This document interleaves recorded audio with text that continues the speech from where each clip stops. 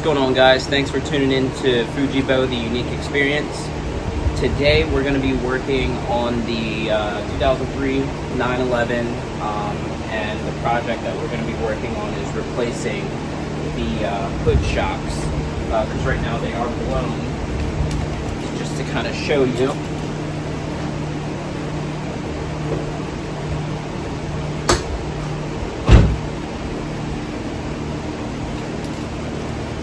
So right now, when you put it up, it just kind of falls, and it just won't stay up. So today, I'm going to show you guys how to replace the front shocks. Right. So the replacement shock that we're going to be using today are actually this right here.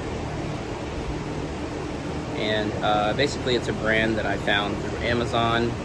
I believe it was maybe $40 for the pair. And I figured it'd be a relatively inexpensive fix, because it is kind of annoying anytime you're trying to open up the frunk and it shuts on you. So I hope that this video finds you guys well, and we'll go ahead and get started. So the tools that we're going to use today to do the shock replacement is pretty much a pick tool.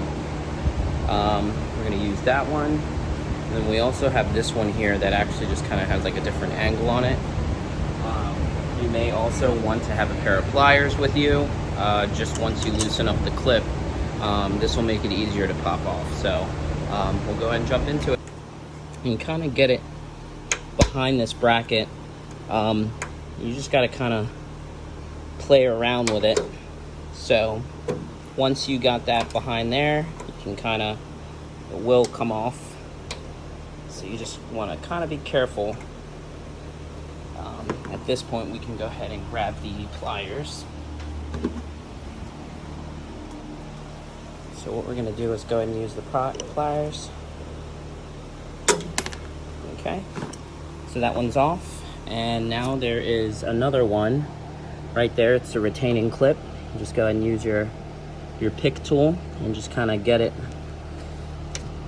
right behind. All right, so the retaining clip is out of both of these. So now what you can do is kind of open the hood up, and it actually just pops right out of place.